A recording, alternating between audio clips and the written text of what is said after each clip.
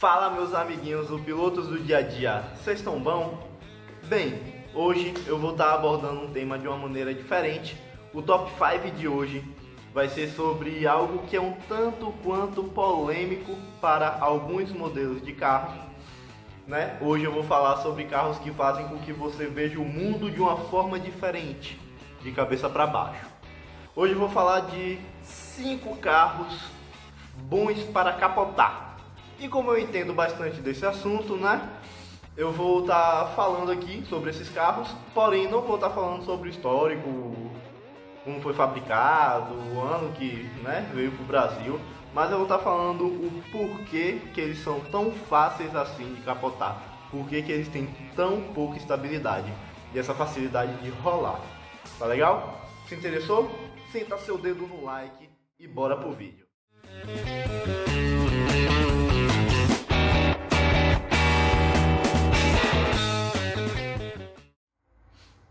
E, esqueci de falar, quem ainda não for inscrito, se inscreve no canal, tá legal? É sempre bom.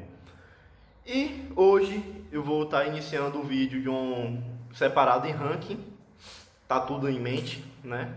Eu vou falar aqui o que eu for lembrando, mas os 5 carros que pra mim são os mais fáceis. De uma maneira clichê, a maioria já sabe que os carros são esses, mas viver é recordar, tá legal? Então, o número 5 para mim é o Nissan Kicks.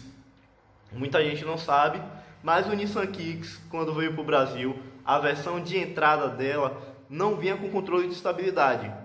Então, por ele ser um carro mais alto, bom, vamos interromper. O que é que afeta a estabilidade do seu carro? Pneu, suspensão, aerodinâmica afeta bastante, e o peso.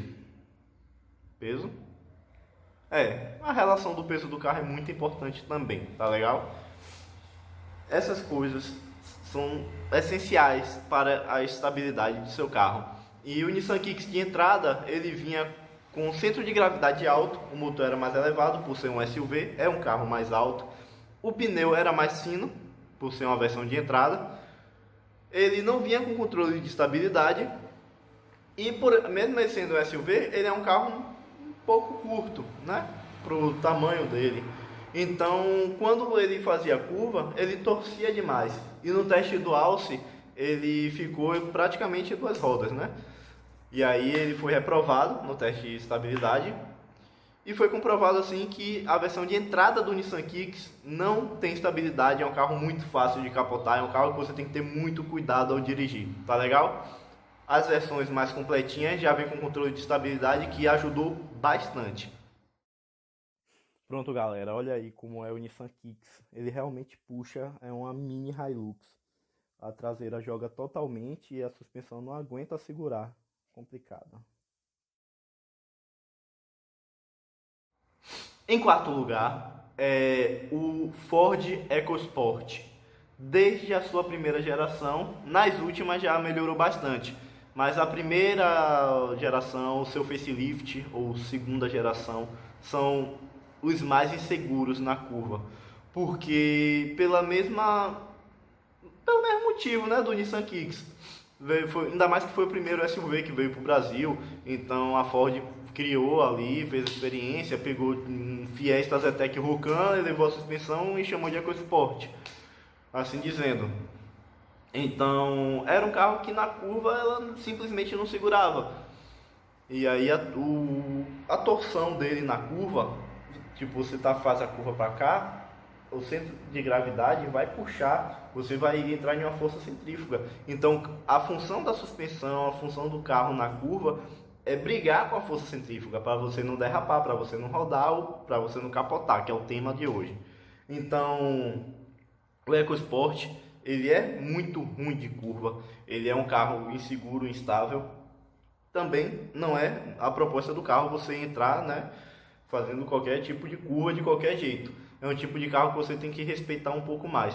Porém, pelo porte do carro, pelo tamanho do carro, ele poderia ter muito mais estabilidade. Até porque os concorrentes dele hoje, comparado com o EcoSport de hoje em dia, a concorrência tem mais estabilidade.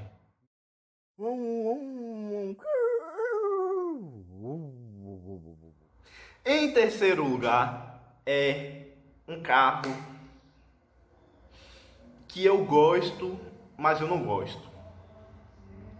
Eu gosto porque ele é um Fiat Palio, né? É um Palio. Eu gosto do Palio de quarta geração. Quer dizer, né? Quarta geração. Mas eu não gosto muito dele por causa do textão que ele tem. Sei lá, ele lembra um porte de minivan dentro de um carro compacto e isso mata. E eu estou falando do Fiat Idea. Ele é um carro muito bom, é um carro bacana, é um carro que tem uma mecânica, porra, velho. Motor 1.4 Fire, não dá problema. Ou então 1.6 Essence, né? Não lembro se 1.6 já é torque. Eu sei que 1.8 é torque. Tem 1.8 Adventure com motor Chevrolet, então são motores muito bons. São motores que não dão problema, são motores muito potentes até, menos 1.4. Mas enfim, o Fiat Idea, ele já é um pouco diferente da quinta e quarta colocação, né? Nissan Kicks, EcoSport. O Idea, ele tem um centro de gravidade alto, porém ele não tem uma suspensão elevada. Ele é um carro que do chão, do assoalho para o solo, ele é um carro comum, é um carro, né? É um carro qualquer. Só que ele, na versão 1.4, por exemplo, ele tem um pneu fino. E ele é um carro que tem o tamanho de um Palio, é o comprimento de um Palio dentro de um carro que é muito alto. Ele tem a altura de um SUV, praticamente. Ele tem praticamente a altura de um EcoSport. Então, assim, por ele ser alto, pneu pequeno, né? A suspensão, quando faz a curva, a suspensão não consegue trabalhar corretamente. Então, ele entra na torção, só que o pneu sai, o pneu salta. Porque ele vai inclinar, a tendência é ele deitar. O carro, quando ele é mais baixo, ele faz a curva deitado. Quando ele é mais alto, ele quer deitar. Então, pelo fato do Fiat Idea ser um carro alto, com a relação ao solo baixa, e um carro curto, é importante ressaltar, porque se fosse um carro com, por exemplo, bota aí um Aircross da vida, exemplo, ele tem uma estabilidade boa. E tem praticamente a altura do Fiat Idea. Só que o Aircross ele é mais comprido. Então isso equilibra, mais ou menos. Ele entra na curva mais certinho. Ele vai compensar aquilo. O Idea não. Então isso atrapalha bastante, afeta bastante. Tem alguns casos, alguns relatos de acidente por causa disso, né? E pra mim é um carro chatinho de fazer curva. Rapaz, olha as ideias desse Idea. A roda para fora do asfalto. Roda solta. A terceira colocação é a oportunidade de qualquer pessoa ter aquele carro e falar: nossa, eu tenho uma Mercedes. Sem ser a Mercedes que você paga a passagem. É a classe A. Bom, quando ela foi criada, que ela veio na proposta da Mercedes de popularizar a sua marca, tirando a parte do busão, você tem um carro próprio, Mercedes. Foi uma tentativa no qual deu certo, mas deu errado, porque tem versão dele que tem motor bomba, tem versão dele que tem motor bom, mas todas essas versões são muito fáceis de capotar, pelo mesmo motivo do Fiat Idea. Ele era um carro alto, era um carro curto e era um carro baixo em relação ao solo, e era um carro com pneu pequeno. Então é você pegar um exemplo. Bora falar de uma marca aleatória. Você pega um Celta e sobe. O Celta já não é muito bom de curva. Imagine se o Celta fosse com a mesma altura ao solo, com o mesmo pneu e tipo com 30, 40 centímetros mais alto o teto dele.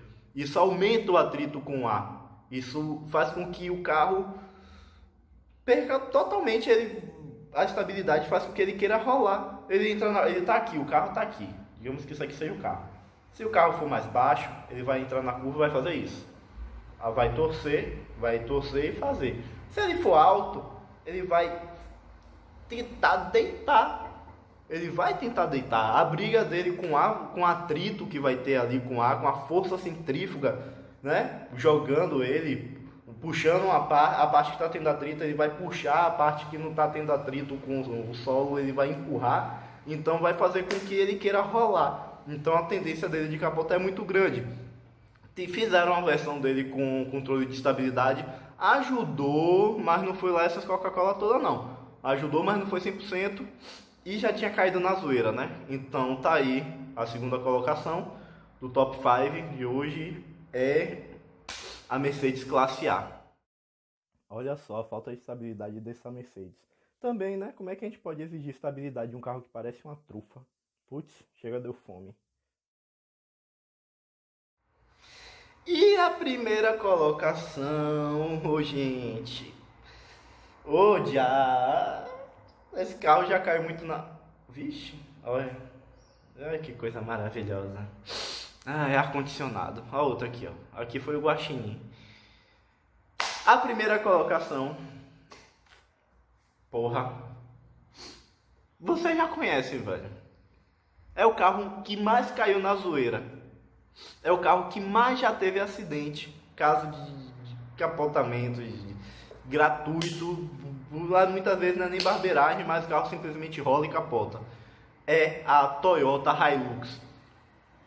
Desde que ela foi criada, sempre foi um carro fácil de capotar. Ela é uma picape alta. Ela é uma picape que tem uma suspensão totalmente voltada ao trabalho. É um carro que aguenta a carga, é um carro bruto. Só que ao mesmo tempo que é um carro bruto, a Toyota tenta dar um pouquinho de conforto, pelo menos nas últimas gerações. Mas não foca na estabilidade. Então é um carro que tem uma suspensão... é dura porque é picape, mas entre as picapes ela acaba sendo confortável, sim, por incrível que pareça. Só que é muito voltado ao trabalho. E sem falar que o pneu dela é largo, tá? É tudo direitinho. Mas ela tem a estrutura dela e o pneu é um pouco para dentro, entendeu? Quando o pneu tá aqui. Eu vou dar um exemplo aqui prático, peraí. Só um instantinho. Porra. Peraí. Voltei. Eu vou dar um exemplo aqui com a miniatura minha. Eu sou colecionador de miniaturas. Parei de comprar tem anos, né? Já tive muita miniatura e vendi. E essa miniatura aqui eu gosto bastante. É o Brad Pitt, né? Diga um oi ao Corollinha Brad Pitt. Bom, eu vou explicar aqui. Tá vendo a largura do carro? Tá vendo essas rodas aqui? Pronto. Se essas rodas forem mais estreitas, ele vai fazer o que? Tipo um peão. Aqui é uma largura e aqui mais fino. Qual é a tendência do peão? É deitar. Ele gira, gira, gira, gira. Quando vai perdendo força, ele vai deitando. Então, quanto mais estreito for a posição do pneu, não é a largura do pneu, mas a posição, mais a chance dele rolar. Entende? E a Hilux, ela tem uma largura, só que a posição do pneu ela é um pouco mais para dentro. Você percebe que o paralama está aqui posicionado mais ou menos cá e o pneu está cá. Então a tendência dele de rolar é alta. Sem falar que é um carro muito alto, é um carro de centro de gravidade alto. E você entra, muitas vezes você é acostumado a dirigir um carro mais baixo, entra em um carro alto como uma Hilux e dirige como se fosse um carro baixo. E não é assim. Cada carro tem um comportamento diferente, cada carro tem uma pegada diferente, cada carro tem uma relação diferente. Então você tem que se adequar à relação do carro. Você tem que saber conduzir o carro. O carro não tem que te obedecer para te levar até o lugar, mas você que tem que obedecer às limitações do carro e dirigir no limite do carro, não no seu limite. Então muita gente, ao não respeitar isso, acaba capotando mesmo. E muita gente que respeita isso acaba capotando também. Porque a Hilux, ela realmente tem pouca estabilidade, muito pouca estabilidade. Ele é um carro que tem tudo para não ter estabilidade. Só não tem mais porque o pneu pelo menos é largo, mas ela tem tudo para ser um carro muito fácil de capotar. E, né, de fato, no teste do Alce capotou em em duas gerações em que foi feito o teste do Alce, ele tendeu a capotar, ficou sobre duas rodas. E tem muito caso de capotamento, tá legal? Então é um carro, sim, que infelizmente já causou muitos acidentes. É um carro que dificulta a sua direção, é um carro que você tem que ter outro comportamento para dirigir. Quando eu falo da Hilux, não apenas a picape, mas também a SW4, até porque elas dividem a mesma plataforma. E é isso aí, gente. Rapaz, a Hilucona é a prova viva de que o mundo dá voltas, independente da geração. Olha só, rapaz, a Hilucona velha. E é isso aí, velho. Eu vou encerrando por aqui hoje o Top 5, né? Semana que vem tem mais.